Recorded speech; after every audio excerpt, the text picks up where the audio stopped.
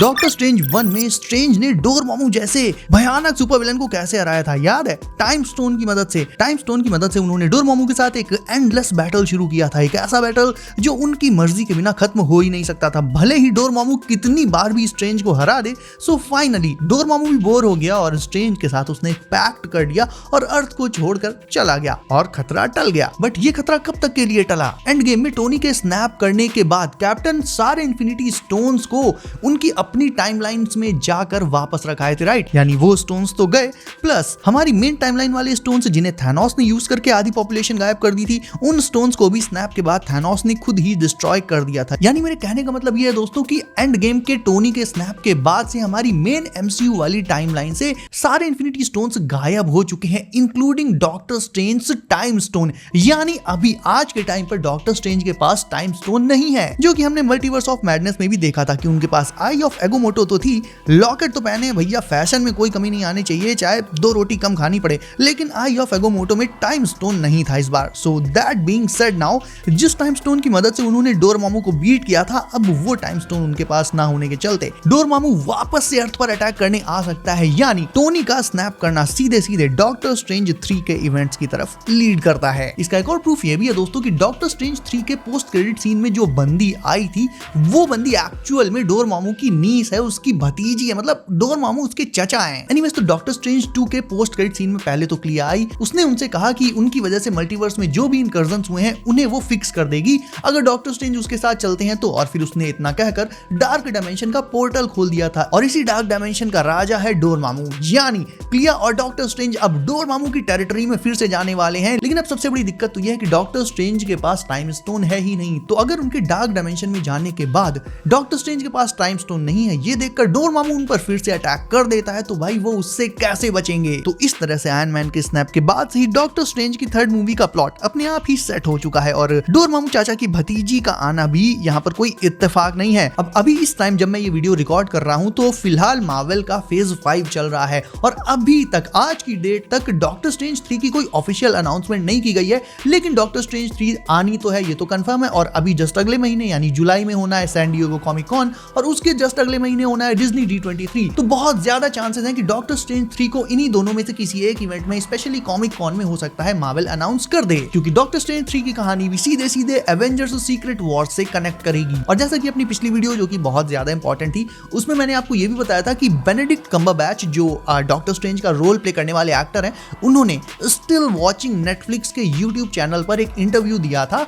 उसमें उन्होंने ये बोला था कि वो नेक्स्ट ईयर आने वाले एडवेंचर्स का वेट कर रहे हैं, plus he also said N storm is cooking, एक तूफान आने वाला है, ये उनके वर्ड्स थे। यानी मार्वल सीरियसली कुछ बहुत बड़ा प्लान कर रहा है पर्दे के पीछे से, और जब खुद एक्टर ही कंफर्म कर दे तो फिर ऑफिशियल अनाउंसमेंट की वैसे भी उतनी कोई बड़ी जरूरत रह नहीं जाती। अब पर्सनली मेरे हिसाब से हो सकता है यहाँ पर वो जिस तूफान की बात कर रहे हैं वो एवेंजर्स 5 का मेन विलन हो। मुझे ये लगता है कि पहले एवेंजर्स 5 आएगी, फिर डॉक्टर स्ट्रेंज 3 आएगी और उसके बाद आएगी सीक्रेट वॉर्स। और जब उन्होंने ये बोल ही दिया है कि वो नेक्स्ट ईयर के अपने एडवेंचर्स के लिए बहुत एक्साइटेड है, ये तो कंफर्म हो ही जाता है कि उनकी कोई मूवी तो नेक्स्ट ईयर जरूर से आने वाली है, भले ही वो किसी मूवी में कैमियो करें या फिर शायद से डॉक्टर स्ट्रेंज 3 का ट्रेलर वगैरह आ जाए, या फिर हो सकता है एवेंजर्स 5 का ट्रेलर आ जाए, या फिर वो नेक्स्ट ईयर आने वाली फैंटास्टिक 4 में कैमियो करे और फैंटास्टिक 4 की टीम को रिक्रूट करके अपने मेन एमसीयू वाली टाइमलाइन में ले आए ताकि वो सीक्रेट वॉर्स में फाइनल बैटल में उनके साथ फाइट कर सकें। तो भाई पॉसिबिलिटीज तो यहाँ पर बहुत सारी बन रही हैं, खासकर उनका ये जो स्टेटमेंट आया है इसके बाद तो बहुत सी नई पॉसिबिलिटीज बन चुकी हैं। और देखा जाए तो यार तभी मजा भी आता है जब बहुत सारी पॉसिबिलिटीज हो और फैंस ये सोचें कि क्या हो सकता है, क्योंकि भाई देखो, अगर आपको पहले से किसी चीज का पता है कि इस मूवी में ये होगा या अब ये मूवी आएगी फिर ये ऐसे होगा, मतलब अगर पहले से चीजें पता रहती हैं तो फिर भाई उतना मजा नहीं आता जितना तब आता है जब हमें कुछ भी ना पता हो और एक्चुअल में हमें नए सरप्राइजेस देखने को मिले। अब मल्टीवर्स ऑफ मैडनेस के बाद से हमें डॉक्टर स्ट्रेंज का कहीं कोई नामो निशान नहीं दिखा है, लेकिन इसका मतलब ये नहीं है कि वो शांत बैठे हैं, वो भी कहीं होंगे ही। इवन इस टाइम भी वो कहीं ना कहीं तो होंगे ही। हो सकता है वो क्लिया के साथ मल्टीवर्स ट्रैवल कर रहे हो, पर्दे के पीछे कई सारी चीजें देख रहे हो, मल्टीवर्स को और डीपली समझ रहे हो। तो मेरा कहने का मतलब ये है कि मल्टीवर्स मल्टीवर्स ऑफ मैडनेस यानी डॉक्टर स्ट्रेंज 2 के बाद से एवेंजर्स 5 या कह लो कि सीक्रेट वॉर्स के बीच का जो टाइम है जिसमें डॉक्टर स्ट्रेंज हमें बिग स्क्रीन पर किसी मूवी में नहीं दिखे, उस दौरान भी वो कहीं ना कहीं तो होंगे, कुछ ना कुछ तो कर ही रहे होंगे। तो मेरे हिसाब से वो मल्टीवर्स को और डीपली समझ रहे हैं। देखा जाए तो यही चीज उन्हें सारे सुपर हीरोज के बीच सबसे ज्यादा एक्सपीरियंस्ड सुपर हीरो बना देगी एवेंजर्स सीक्रेट वॉर्स में, ताकि वो नए एवेंजर्स को लीड कर पाए। लेकिन क्रिएटर्स और इनसाइडर्स की इन सारी थ्योरीज के बीच मेरा एक बहुत बड़ा डाउट है जिस पर किसी का ध्यान नहीं जा रहा है, वो ये है कि क्लिया ने जो पोर्टल खोला था वो डार्क डायमेंशन का था, और दोनों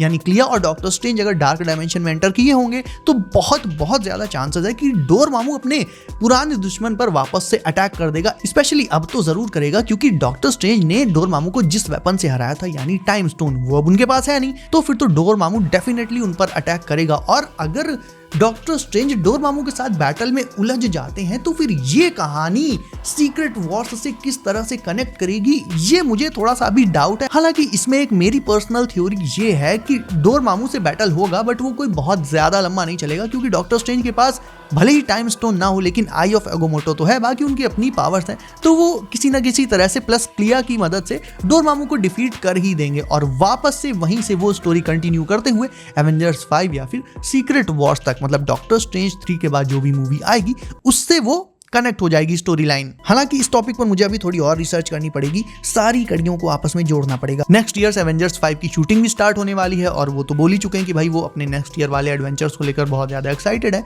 तो ये देखना बहुत इंटरेस्टिंग होगा कि एवेंजर्स 5 में वो आते हैं या नहीं, और डॉक्टर स्ट्रेंज जो है वो सीक्रेट वॉर्स के पहले आएगी या फिर एवेंजर्स 5 के पहले। एवेंजर्स 5 की शूटिंग नेक्स्ट ईयर से स्टार्ट होना, ये चीज काफी सेंस भी बनाती है और बोला तो ये जा रहा है कि डेडपूल एंड वुल्वरीन के डायरेक्टर शॉन लीवाई ही एवेंजर्स 5 को भी डायरेक्ट कर सकते हैं। बट इससे भी बड़ी न्यूज ये है दोस्तों, इफ आपको नहीं पता तो बता दूं कि रूसो ब्रदर्स आर बैक। जिन्होंने इन्फिनिटी वॉर और एंड गेम जैसी मूवीज को डायरेक्ट किया है वो अब मार्वल में वापस आ चुके हैं और वो अगले साल आने वाली captain America brave new world को प्रोड्यूस करने में भी मदद करेंगे। प्लस रिपोर्ट्स ये भी हैं कि उनके और केविन फाइगी के बीच एग्रीमेंट बन चुका है। केविन फाइगी मार्वल के प्रेसिडेंट, वो ये चाहते हैं कि रूसो ब्रदर्स ही सीक्रेट वॉर्स को भी डायरेक्ट करें और रूसो ब्रदर्स ही हैं जो सीक्रेट वॉर्स को एंड गेम से बड़ी मूवी बना सकते हैं। रूसो ब्रदर्स के वापस आने का रीजन है मार्वल के रिसेंट मूवीज का फ्लॉप होना।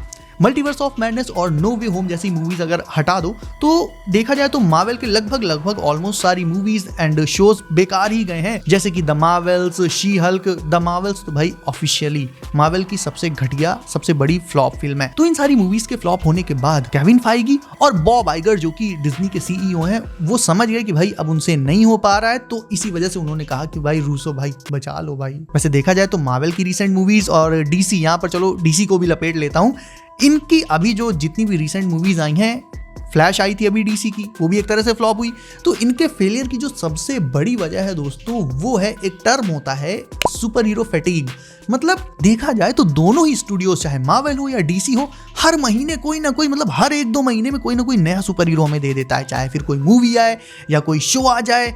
एको ले लो, द मार्वल्स में 2 नई सुपर हीरोइंस आ गई थी, उनको ले लो, मैडम वेब ले लो। अबे भाई मतलब एकदम सुपर हीरोज का जैसे मेला लगा दिया है, कौन सा सुपर हीरो अच्छा है, छांटो बीनो ले जाओ। ये कौन सी बात हुई यार। मार्वल ने रिसेंटली क्वालिटी से अपना फोकस हटाकर पूरी तरह से क्वांटिटी पर फोकस कर दिया था, जिसके चलते हमें एक के बाद एक टट्टी मूवीज और शोज मिलते गए और इसी के चलते मार्वल की हाइप पहले से बहुत ज्यादा कम होती चली गई। सेम चीज यहाँ डीसी के साथ भी हुई है और एक बड़े लेवल पर। डीसी की तो भाई कहीं मतलब हाइप रह ही नहीं गई है, इसीलिए पूरे डीसी यूनिवर्स को अब रिबूट कर दिया गया है। अब ये देखना होगा कि अगले साल 2025 में जो सुपरमैन आएगी वो कैसा परफॉर्म करेगी, उस पर एक सेपरेट वीडियो फिर आ जाएगी। अभी फिलहाल मार्वल की बात कर लेते हैं। तो फाइनली जब इतने सारे फेलियर्स हुए तो मार्वल को ये चीज रियलाइज हुई कि अब उसे वापस से क्वांटिटी नहीं क्वालिटी पर फोकस करना पड़ेगा। अगर आपको हर महीने एक नया सुपर हीरो मिलेगा तो कहीं ना कहीं भाई सुपर हीरोज को लेकर एक्साइटमेंट कम ही हो जाएगी आपकी। मैं कहता हूं साल में एक मूवी लाओ, लेकिन तगड़ी लाओ, डेडपूल एंड वुल्वरीन की तरह। ऊपर से फैंस जो एक्चुअल में देखना चाहते हैं वो नहीं ला रहा है, जैसे घोस्ट राइडर,